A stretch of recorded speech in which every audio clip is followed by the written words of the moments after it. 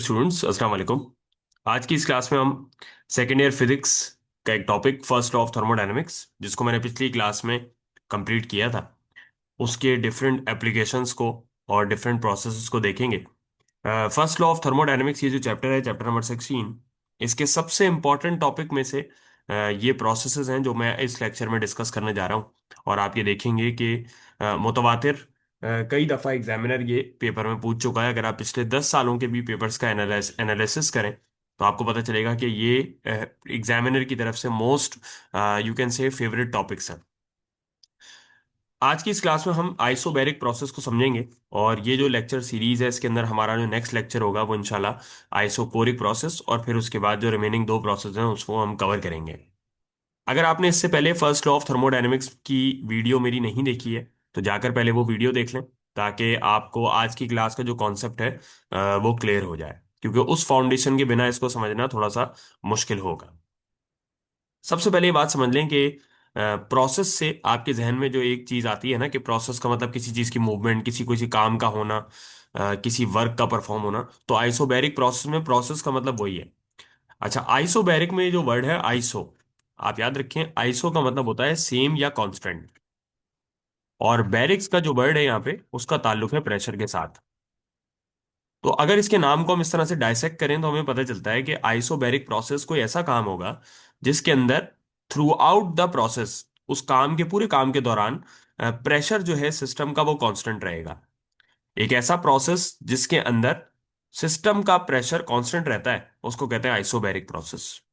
अब ये isobaric process नजर किस तरह का आता है और फिर इसकी मैथमेटिकल एक्सप्लेनेशन हमारे पास क्या है वो मैं आपको समझाता हूं। सबसे पहले आप ये समझ लें कि हमें इसको समझने के लिए ना, सबसे पहले तो हमें एक हीट इंजन कंसीडर करना होगा। तो ये मैंने आपके सामने एक रफ सा डिजाइन बनाया है हीट इंजन का। मैं इसको पिछली वीडियोस में बहुत डिटेल में एक्सप्लेन कर चुका हूं कि हीट इंजन क्या होता है, कैसे काम करता है, इसकी ये दीवारें क्या शो कर रही हैं, कौन सी दीवार इसमें मूव कर सकती है, कौन सी नहीं कर सकती। तो अगर आपने पिछली वीडियो नहीं देखी तो जाके पहले उससे देख लें, ताकि आपको ये तमाम बातें समझ आए। तो ये मैंने आपके सामने एक हीट इंजन बनाया है, जिसके अंदर आपको ये जो डॉट्स हैं वो नजर आ रहे हैं कि गैस के मॉलिक्यूल्स इसके अंदर फिलअप हुए हैं। इस हीट इंजन के ऊपर मैंने कुछ लोड रखा हुआ है, तो ये आपको लोड रखा हुआ नजर आ गया। अगर मैं आपसे कहूं कि भाई अभी जरा इसको ऑब्जर्व करो, तो आप ये देख के मुझे बता सकते हैं कि इसकी जो छत है ना, मूवेबल जो इसकी रूफ है, वो ना ऊपर जा रही है और ना नीचे आ रही है। इसका मतलब ये हुआ कि जितना लोड ऊपर से लग रहा है उतना ही मॉलिक्यूल्स ने नीचे से फोर्स लगाई हुई है और बैलेंस किया हुआ है उस लोड को। देखें, ये जो ऊपर वेट रखे हुए ना, इनका लोड ऊपर से नीचे आ रहा है, इनका वेट नीचे आ रहा है, और ये जो नीचे गैस के मॉलिक्यूल्स हैं इन्होंने इसको, इसकी छत को लिफ्ट किया हुआ है, यानी ये ऊपर की तरफ फोर्स लगा रहे हैं, और इसकी वजह से ये दोनों चीजें बैलेंस हुई हुई हैं। और ये जो इसकी छत है वो ना नीचे मूव कर रही है ना ऊपर मूव कर रही है। अगर मैं भी आपसे पूछूं कि बताओ इसमें जो गैस के मॉलिक्यूल्स हैं वो रुके हुए होंगे या मूव कर रहे होंगे, तो आपका जवाब होना चाहिए कि जी सर, मूव कर रहे होंगे। हमें पता है कि सॉलिड हो या लिक्विड हो या गैस हो, मॉलिक्यूल्स जो होते हैं वो तो मूव ही कर रहे होते हैं। सॉलिड में वाइब्रेट कर रहे होते हैं, जबकि लिक्विड और गैसेस में फ्रीली मूव करते हैं। ये बात हमें पता है। हमें ये भी पता है कि भाई अगर मॉलिक्यूल्स इस गैस के इधर मूव कर रहे हैं तो उनके पास लाजमी काइनेटिक एनर्जी वगैरह भी मौजूद होगी। ये बात हमें अच्छी तरह से क्लियर है। अच्छा, अब अगर आप इस हीट इंजन को नीचे से हीट करना शुरू करें इस मोमेंट पे, अगर आप इसको हीट करना शुरू करें तो क्या होगा? आपके इसको हीट करने से अंदर के मॉलिक्यूल्स की काइनेटिक एनर्जी बढ़ जाएगी। अगर अंदर के मॉलिक्यूल्स की काइनेटिक एनर्जी बढ़ जाएगी तो उनका आपस में कोलिजन बढ़ जाएगा। उनका आपस में कोलिजन बढ़ने की वजह से वो एक दूसरे से ज्यादा तेजी से टकराना शुरू हो जाएंगे, ज्यादा टकराना शुरू हो जाएंगे। जब वो एक दूसरे से ज्यादा टकराना शुरू हो जाएंगे तो वो जाकर इस हीट इंजन की ये जो चारों दीवारें हैं इन पर जाकर प्रेशर अप्लाई करना शुरू कर देंगे, फोर्स अप्लाई करना शुरू कर देंगे। अब जब वो अंदर से इस तरह से प्रेशर अप्लाई करना शुरू कर देंगे तो अंदर का जो प्रेशर है, ये जो अंदर का जो प्रेशर है, वो टेम्पररी तौर पर बढ़ जाएगा, हाई हो जाएगा। अब जैसे ही अंदर का प्रेशर हाई हुआ है तो उससे ये जो इसकी ऊपर वाली छत है, ये जो इसकी ऊपर वाली छत है जिसको मैं हाईलाइट कर रहा हूं, ये छत ऊपर की तरफ मूव कर जाएगी, क्योंकि अंदर का प्रेशर हाई था। मॉलिक्यूल ने जाके जब उस छत को धक्का दिया तो वो ऊपर की तरफ उसको ले गए ड्रैग करके। और ऐसा करने की वजह से जैसे ही मॉलिक्यूल इस छत को ऊपर ले जाएंगे, इसको ड्रैग करा के ऊपर तक ले आएंगे, तो ऐसे केस में मॉलिक्यूल्स की जो एनर्जी बढ़ी होगी, जो अभी हीट देने की वजह से एनर्जी बढ़ी होगी, वो वापस कम हो जाएगी। दोबारा सुनिएगा। आपने मॉलिक्यूल्स को हीट एनर्जी दी, और मॉलिक्यूल्स को हीट एनर्जी देने की वजह से उनका प्रेशर बढ़ गया, उनका कोलिजन बढ़ गया, उनके अंदर एनर्जी ज्यादा हो गई। और जैसे ही उनके अंदर एनर्जी ज्यादा हो गई, उनका प्रेशर बढ़ गया, तो उन्होंने इसकी छत को ऊपर की तरफ मूव करा दिया। और जो उन्होंने अपने अंदर एनर्जी एब्जॉर्ब की थी वो सारी यूटिलाइज कर दी, कंज्यूम कर दी, खर्च कर दी इस छत को ऊपर ले जाने में। और वापस वो उसी लेवल पर आ गए जिस लेवल से उन्होंने स्टार्ट किया था, यानी अपने इनिशियल लेवल पे आ गए। यानी कि अगर आप बड़ी पिक्चर में इस पूरे प्रोसेस को देखेंगे, तो वक्ती तौर पर तो प्रेशर बढ़ा था, लेकिन जैसे ही ये मूवमेंट हुई, जैसे ही ये वर्क परफॉर्म हुआ, जैसे ही ये लोड ऊपर की तरफ गए, तो प्रेशर वापस रिड्यूस हो गया। और हम ये कह सकते हैं कि भाई बड़े सिनेरियो में, बिगर पिक्चर के अंदर, इस पूरे सिस्टम का प्रेशर जहां से चलना शुरू हुआ था वहीं पर वापस आ गया। तो हम ये कह सकते हैं कि इसका जो प्रेशर है वो कांस्टेंट रहा। वक्ती तौर पर तो बढ़ा था, लेकिन बड़े पिक्चर में देखें तो बढ़ के वापस कम हो गया, इसका मतलब प्रेशर कांस्टेंट रहा। ये कहलाता है आइसोबैरिक प्रोसेस। ठीक है, जिसमें सिस्टम का प्रेशर वक्ती तौर पर बढ़ता तो है, लेकिन फिर वापस मेंटेन हो जाता है। तो हम ये कहते हैं कि सिस्टम का प्रेशर कांस्टेंट रहा। अगर हम इसको फर्स्ट लॉ ऑफ थर्मोडायनेमिक्स के हिसाब से समझें, तो देखें, फर्स्ट लॉ ऑफ थर्मोडायनेमिक्स की एक स्टेटमेंट आपको याद रखनी है, मैथमेटिकल स्टेटमेंट, वो ये है, delta Q is equal to delta U plus delta W. अब इसमें आपको मैंने बताया था कि जो डेल्टा क्यू है ना, ये हीट एनर्जी है, और डेल्टा यू जो है ये इंटरनल एनर्जी है, और डेल्टा डब्ल्यू जो है बेटा, ये वर्क डन है।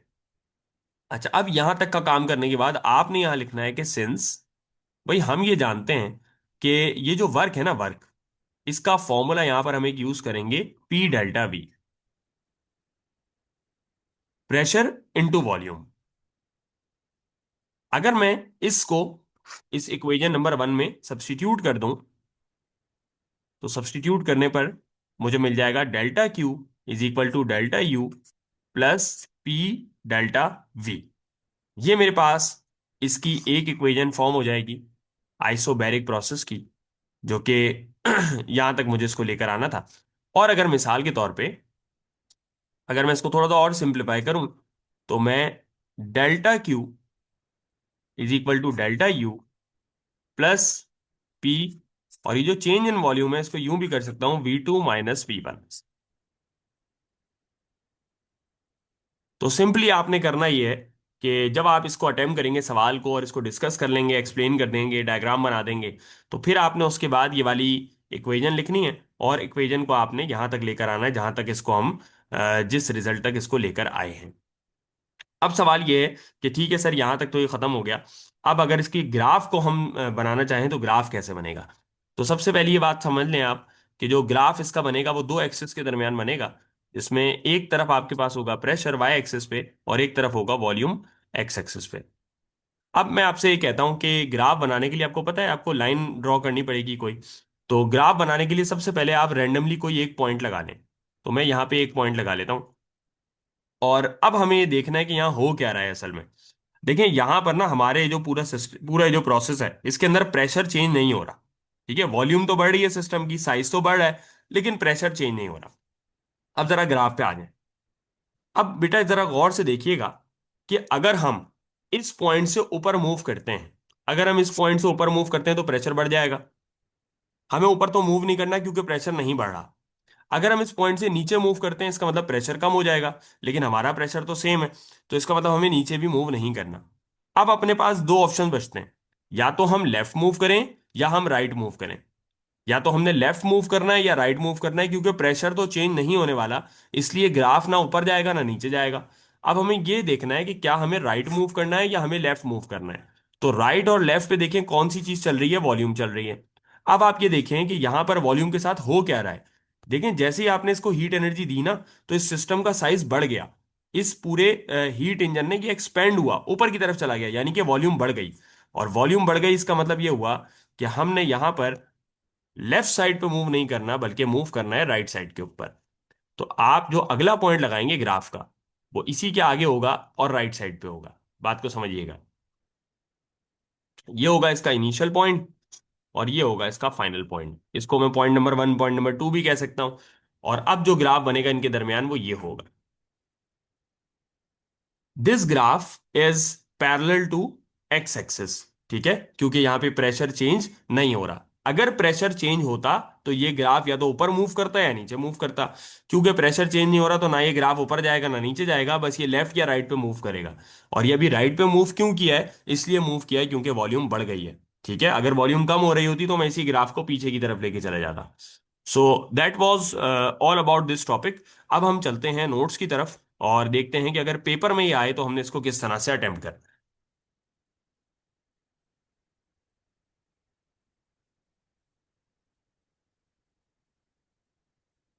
अच्छा जी, स्क्रीन पर नजर आने वाले ये जो आपको नोट्स नजर आ रहे हैं बेसिकली मेरी गाइड बुक है, जो कि क्लास 12 के लिए पब्लिश हो चुकी है।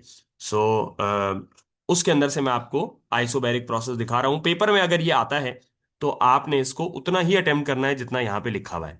और यहाँ पर एक आपको डिटेल डायग्राम भी नजर आ रही है इसकी, जिससे आपको ये प्रोसेस समझने में मजीद आसानी होगी। अच्छा, आप देखें आइसोबैरिक प्रोसेस के बारे में हमने क्या लिखा है कि a thermodynamic process in which pressure of the system is kept constant. जिसमें प्रेशर कांस्टेंट रहता है, ये मैं आपको बता चुका हूं, उसको आइसोबैरिक प्रोसेस कहते हैं। अच्छा, अब यहां पे देखिए क्या बात लिखी है, जरा समझिएगा। देखिए ये कह रहा है कि आइसोबैरिक प्रोसेस को अचीव करने के लिए हमें अपने इस हीट इंजन को, ये जो हीट इंजन है आपका, इसको रखना होगा एक हीट रेजर्वॉयर के ऊपर, हीट रेजर्वॉयर या हीट सोर्स के ऊपर। ठीक है, अब हीट सोर्स क्या करेगी, इसको हीट एनर्जी सप्लाई करेगी। जब हीट एनर्जी सप्लाई करेगी तो होगा क्या कि अंदर के मॉलिक्यूल्स जो गैस के हैं, उनकी इंटरनल एनर्जी बढ़ जाएगी। उनकी इंटरनल एनर्जी बढ़ जाएगी तो उनका अंदर प्रेशर बढ़ जाएगा।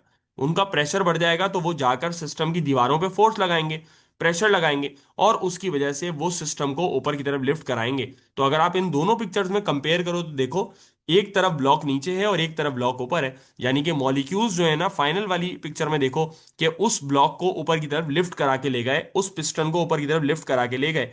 और ये उन्होंने अब जो भी उनका प्रेशर बढ़ा था उन्होंने ऊपर ले जाने में उसको यूटिलाइज कर लिया। यही बात यहाँ लिखी है।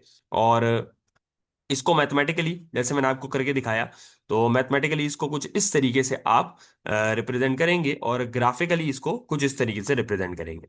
सो I hope this topic is very much clear. और आप इसको चाहें तो बुक से भी तैयार कर लें, बुक में भी काफ़ी हद तक अप्रोप्रिएट चीज़ें लिखी हैं, लेकिन पेपर में अगर आप स्कोर करना चाहते हैं तो आपने इसको उतना ही अटेम्प्ट करना है जितना यहाँ पे मैंशनड है। Thank you so much to all of you. I hope आपको ये लेक्चर समझ आया होगा। अगर किसी किस्म की कोई कंफ्यूजन है तो नीचे आप मुझसे कमेंट में पूछ सकते हैं, और किसी पर्टिकुलर टॉपिक पे अगर आप लेक्चर चाह रहे हैं तो वो भी नीचे कमेंट में बता सकते हैं। सी यू इंशाल्लाह इन द नेक्स्ट क्लास।